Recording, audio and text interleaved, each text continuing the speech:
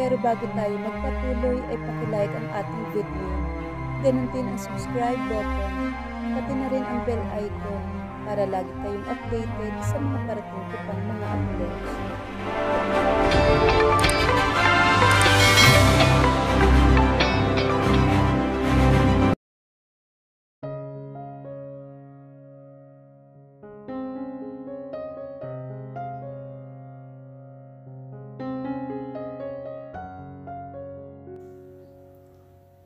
Unang pumasok sa silid ni Angela ang mga magulang ni Blake. Narinig niya ang pagkagalak sa boses ng dalaga. Nagpaiwan muna siya sa labas at pinakinggan lang ang boses nito. Tita, Tito, thank you po sa pagbisita nyo. Mabuti naman po at naalala nyo akong bisitahin. Dahil umay na ako sa pagmumukha ni Rowald. He wouldn't leave me alone. Natatawang sambit nito. Rowald Alejos? Si Belinda. Por Diyos por Santo. Ikaw nga ba iyan, iho? Yes, tita, tito. Matagal na din tayong hindi nagkikita. Kumusta ang mama at papa mo? Nasa US po sila. Ako lang ang umuwi ng Pilipinas. Mabuti naman at nagbalik ka na. At nagkita na pala kayo uli ni Angela. Ang totoo po niyan, tita, nagkita na kami sa US. Same university. Sagot naman ni Angela. At simula noon nanligaw na ako sa kanya. Walang masamang ibig sabihin na bigkas naman ang binata. Nanigas naman si Blake. Kasama pala ni Angela si Rowald. Huminga siya ng malalim at pumasok sa silid ng dalaga. Handa na siyang makita ang reaksyon nito, lalo na kapag nagtatagpo ang mga mata nila. Pero tumingin lang ang dalaga sa kanya. There was no sign of recognition in her eyes nang makita siya nito. Nakangiti pa rin ito. Bahagya lang na nangunot ang noo. Pero muli ring humiti. Is he the new Dr. Rowald? Baling nito kay Rowald. Katahimikan. Tita, Tito, ano pong problema? Rowald, bakit natahimik kayo? Hindi mo ba siya nakikilala, Angela? Tanong naman ni Rowald. Nagsalubong naman ang kilay nito. No, I don't know. I'm sorry. Siya ba ang bagong doktor ko? Or the nurse maybe? Who? Tell me. Pahapyaw pa itong tumingin uli sa kanya bago muling bumaling kay Rowald. His face isn't familiar to me. Namilog ang mga mata ni Rowald. Siya naman ay naikuyom na mahigpit ang mga kamay. Nagpapanggap lang ba itong hindi siya nito nakikilala? Pero ang sunod nitong sinabi ay labis na gumulat sa kanya. Nasaan po si Blake, tita? Casual nitong tanong. Walang pag-aasam sa mukha nito nang sambitin ang pangalan niya. Nagkatinginan ang mag-asawang dinero. Pagkatapos ay nag-aalalang tumingin ang dalawa sa dalaga. Tita, huwag niyo po akong bigyan ng ganyang tingin. Nakapag-move on na po ako. Nagpaalam na ako kay Blake the night before the accident. Iyon na yun. Nagtagis ang bagang niya. Umaakto si Angela na tila wala siya roon. Pero naroroon siya. Naroon siya malapit lang dito. Ano na naman pakulo ang ginagawa nito? Nang akmang lalapitan niya ang dalaga ay hinarang siya ng kanyang ama. Tumingin ito kay Rowald. Rowald, pakitawag nga ang doktor. Siguro kailangan natin na magkaroon ng test sa kanya. Pa, she's just pretending. Galit niyang sabi. Pabulong na sambit ni Blake sa kanyang ama. Umiling naman ang Ginoo. I don't think so, Blake. I think hindi niya talaga nakikilala ang mukha mo. It's a unique case of face blindness. Anang doktor pagkatapos makita ang resulta ng mga lab test ni Angela. Kausap nito ang mag-asawang dinero. Si Blake naman ay tahimik lang na nakatayo sa isang tabi ng klinika at nakikinig. Ano ang ibig mong sabihin, Doc? Tanong naman ni Belinda. Because the patient is only unable to recognize the one person's face. Ang mukha lang ng anak nyo. Kahit ang boses ni Mr. Blake Dinero ay hindi na rin pamilyar sa utak ng pasyente. Hindi pa rin matukoy kung amnesia dahil sa hindi niya maalala si Blake De Niro. Pero okay naman siya, hindi ba, Doc? Paniniguro naman ng ginang. Yes, she is stable and well. The activities in her brain are also normal. Hindi pa lang talaga namin matukoy kung bakit ganito ang reaksyon ng utak niya kay Mr. Blake De Niro. Don't worry, we will continue to run some tests on her follow-up consultation. As of now, the patient is all ready for discharge. Salamat, Doc. Pumalitak si Blake dahilan para dumako sa kanya ang tingin ng doktor at ng kanyang mga magulang. Maigting siya nagsalita. I think she's just pretending.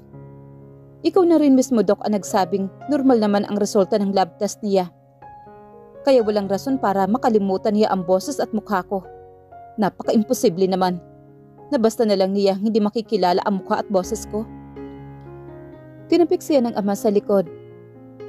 Narinig mo ang sabi ng Dr. Blake. Bumaling ito sa doktor at nagpaalam na. Habang nasa hallway ay nagsabi ang matandang De Niro. Naaasikasuhin nito ang discharge paper naman ni Angela. Blake, samahan mo ako sa silid ni Angela. Mas maigi sigurong sa atin na uli siya tumira, lalo na sa kondisyon niya ngayon. Uwi ka naman ng kanyang mama. Hindi nagsalita si Blake pero sang-ayon siya sa suhestyon ng kanyang ina. Pagpasok nila sa silid ng dalaga ay nadatnan nilang masaya itong nakikipag-usap kay Rowald. Habang ang huli ay ipinagbabalat ito naman sanas. Iha, Rowald, pwede ba kayong makausap? Panimula naman ni Belinda. Yes, tita. Iha, sa tingin namin ng tito mo ay mas makakabuti sigurong sa amin ka na ulit tumira. Mas marami kaming makakasama mo sa bahay. At syempre, marami ring negosyong inaasikaso si Rowald. Bago pa makapagsalita si Angela ay nauna na si Rowald. Magalang itong ngumiti. I'm sorry, Tita Belinda, but Angela is staying with me. Napag-usapan na po namin ito. Dadalhin ko siya sa probinsya. Mas tahimik doon. Isa pa, namimiss na niya ang bahay nila sa probinsya. Yes, Tita. Ako po mismo ang nagsabi kay Rowald na dalhin at samahan niya ako sa probinsya. Sigunda naman ang dalaga. Hindi nakatiis si Blake at lumapit na siya kay Angela para kausapin ito. Tumingin sa kanya ang dalaga at kumunot ang noo nito. Malayo ang probinsya, Angela. May monthly check-up ka pa. Okay lang po ako, Doc. Don't worry. Magpapakita talaga ako sa lahat ng follow-up check-up ko. Natahimik naman ang silid. Tumiimbagang naman si Blake. I am not your doctor. Please, Angela, stop this foolishness. Blake, saway naman dito ni Rowald. Blake? Where's Blake? Maang naman na tanong ni Angela, kahit na nakatingin na ito ng diretso sa mukha niya. Walang kinang sa mga mata nitong nakatitig sa kanya ngayon. Bumaling ito kay Rowald at matamis na ngumiti ito. Nagbibiro ka na naman ba? Tumawa ito. Anong gagawin ni Blake dito? Sumulyap sa kanya si Rowald bago ito pilit na nakitawa kay Angela. But the stiffness in his face was hard to hide. Yeah, I was just joking. I'm sorry, Angela. I know it's a bad joke. Napaka-insensitive ko para banggitin ang pangalan niya sa harapan mo.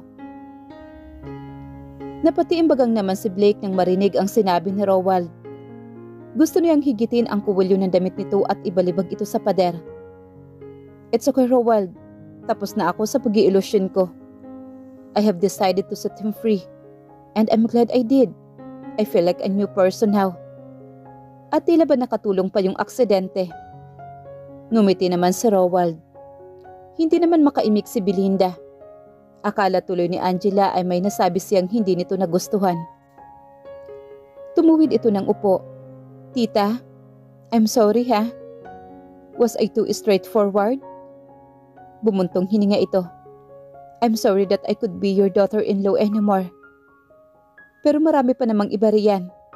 Tiyak na mahahanap din ni Blake ang para sa kanya kapag tuluyan nang naghilom ang puso niya. Hindi pa rin makapagsalita ang ginang at paibaba itong tumingin sa dako niya na sinundan naman ang tingin ni Angela. Doktor, Nandyan ka pala. Natutop ng dalaga ang bibig nito. Ang dadal ko. It is time to get my vital sign? He's not your doctor. Bulong naman dito ni Rowald. Hindi ba? Yung mukha niya parang mukha ng lahat. Sorry ha, siya ba yung nurse ko? Tumango na lang si Rowald para hindi na siguro magtanong pa si Angela. Oo, for the home care plan. Pero okay na, nakausap ko na ang head nurse sa nurse station kanina. Kinuha na ni Rowald ang maleta ni Angela at inalalayan itong tumayo. Let's go home. The discharge paper should be fine by now. Tumango naman ang dalaga. Bye tita. Paalam nito kay Belinda. Pagkatapos itong halikan sa pisngi at nilampasan lang siya nito. Ni hindi ito tumingin sa dako niya. Hindi niya alam kung nasanay lang siyang palaging sentro ng atensyon nito dahil hindi niya maipaliwanag ang banyagang damdamin na pumupulso sa kaibuturan ng dibdib niya. Hindi niya matukoy pero tila may pait sa dibdib niya. Tila ba ang bigat ng kanyang pakiramdam. Napabuga na lang siya ng hangin habang tinatanaw ang dalaga at si Rowald sa pasilyo ng hospital. Anong ginagawa mo, ma? Tanong naman ni Blake sa ina na nakaupo sa higaan at tinahaplos ang wedding gown nito na nakalatag sa ibabaw ng kama. Nasa mga mata nito ang buong kalungkutan. Hindi ka namin gustong manipulahin ng papa mo, iho. Isa pa, matigas din naman talaga ang ulo mo at marunong kang manindigan. Napailing ito at ngumiti ng tipid. Pero kung kami lang ang masusunod ng ama mo, gusto talaga naming si Angela ang mapangasawa mo. Nakaplano na din na ibigay sa kanya ang damit pangkasal na ito.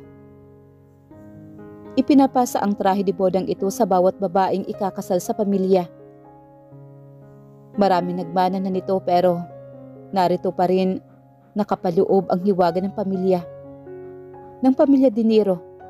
It's magical. Nanatili siyang tahimik. She would be an excellent wife to you. Sigurado kami ng ama mo dyan sa bagay na iyon, Blake. Pero tunay ngang hindi natuturuan ang puso, hindi ba? Siya ay crazy? Yes. She is definitely is. Dahil baliw lang ang babaeng magtitiis na mahalin ka sa loob ng napakahabang panahon. I guess, destiny has finally decided to separate from you. Itinupi na nito ang wedding gown at isinilid sa kahon. Saan mo dadalhin yan, ma? Itatago ko na. Alam kong hindi na ito masusuot pa ni Angela. Dahil hindi na siya magiging daughter-in-law ko. Ni hindi na niya makilala ang mukha at boses mo. The unpleasant feelings again. Kumakapal ang bagay na iyon sa loob-loob niya. Ma? Tawag niya sa ina na nasa bungad ng pintuan at papalabas na sana ng kwarto. Yes, anak. Iwan mo na lang muna dito ang trahe de boda, ma. Ngumiti ito. Not today, Blake. And definitely not anytime soon. Why was Blake in Club Olympus? Ano nga ba ang ginagawa niya roon? He wanted to feel again. Kung magkakaroon siya ng kapartner sa gabing iyon, he would be able to feel again. Pero hindi. Wala rin siyang maramdaman. Magmula nang mamatay ang kanyang nobya, ay tila naglaho ng lahat ang kakayahan niyang makaramdam. It was more accurate to say that he had lost ability to feel anything pleasant. Dahil ang disgusto at galit ay nanatili naman sa puso niya. Para sa isang tao. Para sa isang taong hindi na makilala ang boses at mukha niya ngayon. Ni hindi niya maipaliwanag kung paano nangyari iyon. The doctor said that she might be able to recognize him again someday. Pero naroon din ang posibilidad na hindi na nito makilala ang mukha o boses niya habang buhay. Humugot na malalim na paghinga si Blake. Sinimsim niya ang alak mula sa baso habang nakamasid sa madilim na kalangitan sa labas ng malaking bahay ng mga Dinero. Wala sa loob na dumako ang tingin niya sa direksyon ng bahay ng mga Colorado. Naparaan siya roon kanina. The huge house was dark. Wala nang nakatira sa malaking bahay na iyon magmula nang pumanaw ang mag-asawang Colorado. Wala rin doon si Angela. Blake, kumusta na ang paborito kong pamangkin? Magilaw na pagbati sa kanya ni Roberto De Niro, ang kanyang tiyuhin. Hindi nila ito totoong kadugo at kinukup lamang ito ng mga De Niro. Pero imbes na magpasalamat, ay problema ang dala nito. Nitong huli lang ay may ginawa itong kamuntikan ng makasira sa kumpanya ni Leon Ruegaso, the CEO of Ruegaso Mining Power Corporation. Katulad niya at ng iba pang mga kilalang tao sa lipunan, ay nasa listahan din si Leon, one of the richest and most powerful businessman in Asia. Naalala pa niya ang sinabi sa kanya ni Leon nang tumungo ito sa opisina niya para hingin ang kakaunting minuto para gumawa ng anunsyo. Live on TV. Sa kanya ito lumapit bilang siya ang CEO ng De Niro Corporation, isang media and entertainment company. I'm in love, Blake. Maiintindihan mo ako kapag ikaw na ang nakakaramdam ng ganito. Ito ang mga katagang nanula sa labi ni Leon. Bumuntong hininga naman siya. Iniisip pa talaga nitong hindi pa siya umiibig. Nagmahal na siya at nagdalamhati sa pagkawala ng taong yon. Hindi niya matukoy kung kaya pa bang magmahal ng puso niya or loving another woman. Kaya ba niya? Blake, iho, ang lalim naman ng iniisip mo. Untag naman sa kanya ni Roberto. Anong gusto mo? Tumawa naman ang matanda. Mainit na agad ang ulo mo? Bigyan mo naman ako ng mainit na pagtanggap. Minsan na nga lang tayo magkita, hindi ba? Nagtagis naman ang mga bagang niya. Kailangan mo na ba ulit ng pera? Prangka niyang tanong. Imbes na sagutin ang tanong niya ay ngumisi lang ito. Narinig kong nakakaranas ngayon si Angela ng face blindness. Hindi siya nagsalita rito. Naaawa ako sa kanya. Kung bakit naman kasi sa iyo pa siya umibig. You have accused her for so many things. She doesn't even deserve the hate and hostility. Nakukonsensya talaga ako sa tono nito. Anong ibig mong sabihin? I let you in a little secret. Lumawak lalo ang pagkakangisi nito. Talia and I were the one responsible for the drug in Adelaida's drink. Kami ang nag-set up sa kanila ng piloto. Si Talia din ang tumatawag kay Adelaida at nag-send ng mga files. Nanigas siya. Pakiramdam niya ay nanlalamig ng buo ang katawan niya. Hindi ako naniniwala sa'yo. Talia and Angela are best friends. Oo. Matalik nga silang magkaibigan. But have you forgotten? The time when Angela and Irene studied abroad? Naiwan si Talia dito sa Pilipinas. I never thought that little Talia has daddy's issue. At nakita niya sa akin ang pagkalingang hindi niya naramdaman sa totoong ama niya. It was so easy for me to seduce her. And a snap, she became my puppet. Marahas siyang napamura. Was all that he could say. Kulang ang sabing nagyelo ang dugong na nalalaytay sa kanyang mga ugat. Kung nagsasabi si Roberto ng totoo, ang ibig sabihin lang niyon ay malaki ang nagawa niyang pagkakamali kay Angela. You're a bad boy, Blake. Kawawang Angela. Nagbuga ito ng hangin at tumatawa sa kawalan. Bueno, maiwan na kita. Pasipul-sipol pa itong naglakad papalayo. Pero ayoko mabuntis ka. Hindi ikaw. That's your punishment, Angela. Sinundan mo pa ako sa Club Olympus? The hate I feel for you will never fade. Kahit gaano pa katagal. At ang makita ka doon, ay mas lalong nagpakapal sa galit ko sa'yo. Stop your evil act, Angela. Akala mo ba hindi ko alam na binablockmail mo si Adelaida? Akala mo siguro porke hindi ka lumalapit sa akin? Hindi ko na malalamang ikaw na naman ang may kagagawan na nangyari kina Adelaida at Ilyas. You are evil, Angela. At ang taong kagaya mo, dapat lang na mag-isa at malungkot. Naisang bunot ni Blake ang mga kamay niya sa kanyang buhok. Pabalik-balik sa isipan niya ang mga sinasabi niya kay Angela. Kumuyom ang mga kamao niya. Hindi dapat makatanggap ng mga ganoong salita si Angela. Wala itong kinalaman sa nangyari kina Adelaida. Paat paulit-ulit niya itong sinasaktan. Bakit hindi mo lang ito ipinagtanggol ang sarili?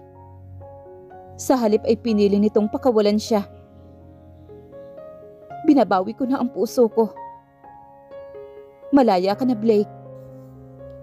Kung hihingi siya ng tawa dito, may silbi pa ba yon? Hindi naman ito maalala ang mukha at boses niya. Para sa dalaga, he was just an ordinary face in the crowd. Hindi nito matukoy ang mukha niya. Para kay Angela, pwede siyang maging mukha ng kapitbahay nito, kamag-anak, kaibigan o kaaway. Pero hinding-hindi ang mukha niya bilang si Blake De Niro. I'm sorry, Angela. Sana mapatawad mo ako. Naalala niya ang imahe nito sa ospital na masayang nakikipagtawanan at ngitian kay Roald. She wasn't alone and lonely. Ang sinasabi niya rito ay tila sa kanya bumalik. Nakuyom niya ang tapat ng dibdib. Naroon ang maliit na sakit na tila lumalaki sa bawat paglipas ng minuto. Masakit at may kahalong kahungkagan. Ramdam niya ang lungkot at nang ilibot niya ang tingin sa paligid. At mapagtantong walang ibang tao sa paligid. Naisip niyang siya ang nag-iisa. Nag-iisa siya at malungkot. Ma? Basag ni Blake sa katahimikang bumabalot sa buong komedor. Na tanging mga kalansing lang ng kubyertos ang maririnig. Nag-angat ng mukha si Belinda. Yes, iho. Saglit na tila umurong ang dila niya. Pilit niyang pinatigas ang leeg kahit na nasa loob-loob ay hindi niya malaman kung ano ang dapat gawin para payapain ang emosyong naninikip ang dibdib niya. Hindi ba tayo uuwi sa probinsya? Ikiniling ng ginang ang ulo nito. Nagtatanong ang tingin. We can, but we don't have to go. Bakit? I owe Angela an apology. Bumuntong hininga naman siya. Malaki ang kasalanan ko sa kanya. Tahimik lang ang ama niya at walang balak na magsalita. Kahit na nang tingnan ito ni Belinda. Pero iho, now isn't the best time for that. Alam mo naman ang kondisyon ni Angela ngayon. Kung hindi ngayon, ma, kailan pa? Will I ever get the chance to tell her that I'm really sorry for accusing her? May pagkakataon pa bang sabihin sa kanya na nagkamali ako? Ibinaba niya ang kubyertos at naisambunot ang kamay sa buhok niya. Mabigat na bibigat ang dibdib niya. Inabot ng ginang ang kamay niya at pinisil iyon. Pagpapahiwatig na nauunawaan nito ang nararamdaman niya. All right, uuwi tayo ng probinsya sa linggo. Kailangan ko na maaga, ma. You have to understand, iho. Marami pa tayong dapat asikasuhin muna. I can go there by myself. Pwede sa linggo na lang kayo ni Papa. Kung iyan ang gusto mo, sige. Nakakaintinding tumango naman ang ginang. Hindi na siya muling nagsalita pa. Pero mabigat pa rin ang kanyang dibdib. Please, excuse me. Tumayo siya at nagtungo sa kanyang silid. Gusto niya mapag-isa. Ayaw niyang makisalamuha sa mga tao. Naupo siya sa dulo ng kama at blanko ang tingin sa kawalan. Dismaya para sa sarili niya. Iyon ang totoo. Iniisip niya ang imahe ni Angela. Noong gabing maaksidente ito. Paulit-ulit sa utak niya ang sinasabi nito. Binabawi ko na ang puso ko. Malaya ka na, Blake. Kung kailan siya pinalaya ni Angela ay saka naman siya parang nakulong. Nasasakal siya sa mabigat na damdaming nananahan sa dibdib niya. Kapag pinalaya mo ako, iyon ang pakiramdam ko na nakulong, Angela. Santo Cristo. Sa probinsya nila ay iilang mga pangalan ang kilala na nagmula sa Buena Familia. Habang nagmamaneho ay nadaanan niya ang lupaing pagmamay-ari ng mga Alejo. Ang katabing lupain ay binili ng anak ng mag-asawang Alejo para sa asawa nitong anak ng dating caretaker ng Villa. Ang lupain pagkatapos nun ay ang pamilya na nila at ang katabi na lang ng kanilang propiedad ay sa mga Colorado na. Marami ng kalsadang maayos at sementado. Buhat ng huling uwi niya ng Santo Cristo, pero mayroon pa ring lubak-lubak at mabato. Katunayan ay habang papasok siya sa nadaanang may paarkong tabla sa ibabaw, ay halos lumubog ang gulong ng sasakyan niya sa putik dahil katatapos lang bumuhos ng malakas na ulan. Shit! Mura niya. Pagsapit niya sa harapan ng bagamat luma at malaking bahay nila, ay kaagad siyang bumaba at sinuri ang sasakyan. Pumasok na siya sa bahay at nagpahinga. Malaki ang bintanang nasa likuran lang ng sofa na gawa sa kapis shells. Ang mga kagamitan ay makaluma at kahit ilang muebles nila ay antigo nang maituturing, na pinagpasapasahan pa ng maraming henerasyon. Still, the house was refreshing at tahimik. Makaraan lang 10 minuto ay tumayo na siya at bumalik ng sasakyan. He drive to the Colorados. Malayo pa lang ay tanaw na niya si Angela na nakaupo sa picnic blanket na inilatag nito sa Bermuda grass. Nakikipaglaro ito sa alagang aso. Ang sinag ng araw na tumatama sa namumulang pisngi nito. Ramdam ni Blake ang paninikip ng kanyang dibdib. Tila may lumalapirot sa bituka niya. Nang maiparada ang sasakyan ay tiyak ang mga hakbang na nilapitan niya ang dalaga. Angela. Sambit niya sa pangalan nito. Kuya, ang bilis niyo naman. Sabi mo may sakit ang anak mo. Tingala nito sa kanya na nagtataka. Lumingap siya sa paligid. Siya ba ang kausap nito? Ako ba ang kausap mo? Ngumiti naman si Angela. And for a moment, it felt like the world stopped moving to capture her smile. Bakit hindi niya napansin noon na may malambing na mukha ang dalaga? Na may matamis itong ngiti. Muling naramdaman niya ang paninikip ng kanyang bituka. Si kuya naman pala biro. Opo, ikaw ang kausap ko. Nagpaalam ka sa amin ni Rowald kanina, hindi ba? Nauuwi ka muna sa inyo dahil may sakit ang anak mo? Huwag kang mag-alala. Ako ang mag-aalaga sa mga halaman mo habang wala ka pa. Napanganga naman si Blake. Pinagkamalan siya nitong hardinero. Anong ginagawa mo rito? Matigas na tanong ni Rowald na hindi niya namalayang nakalapit na pala. Halika, magkape muna tayo sa loob ng bahay. Wala siya nagawa kundi sumunod kay Rowald na nauna nang pumasok ng bahay. Gayunpaman panay ang lingon niya sa dalaga na muling nakipaglaro sa aso. Bakit ka nandito? Ulit na tanong sa kanya ni Rowald. Clearly, he had no intention of preparing coffee for him. Ginawa lang nitong dahilan iyon para makausap siya na masinsinan. Hindi na ba ako pwedeng magtungo rito? Gusto mo siyang makita? Prangkang tanong sa kanya ni Rowald. Hindi siya nakasagot kaagad. Inipon niya ang hangin sa dibdib at marahas na napabuga. I am here to apologize. For what?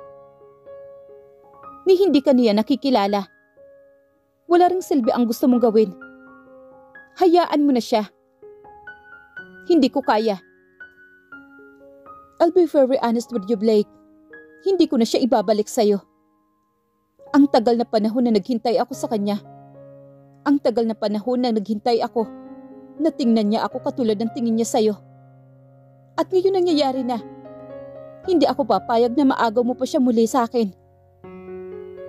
Tumiim naman ang mga bagang niya. Hindi niya maintindihan kung bakit umalsa ang galit niya sa sinabi nito. I was her first love. Hindi niya maunawaan kung bakit iyon ang lumabas sa mga labi niya. Pumalatak naman si Romuald. First love ka lang niya. Pero wala ka ng halaga sa kanya ngayon. May diin ang bawat katagang sinasambit nito.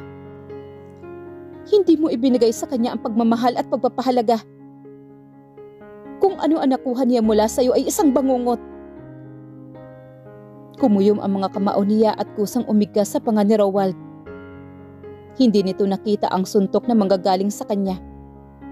Sumubsob ito sa sahig. Ano bang problema mo? Hiyaw naman ito. I'm sorry. Aniya nang mahimasmasan siya. Hindi siya ang tipo ng taong nakikipag-away. Ano ang nangyari sa kanya? Inilahad niya ang kamay para tulungan itong bumangon. Tumayo naman si Romuald. Sapo ang pumutok na labi nito. Inignora nito ang kamay niya. Makinig ka mabuti, Blake. Wala akong pakialam kung anong nararamdaman mo sa ngayon. Si Angela lang ang mahalaga sa akin ngayon. Mahal ko siya. Kaya layuan mo siya.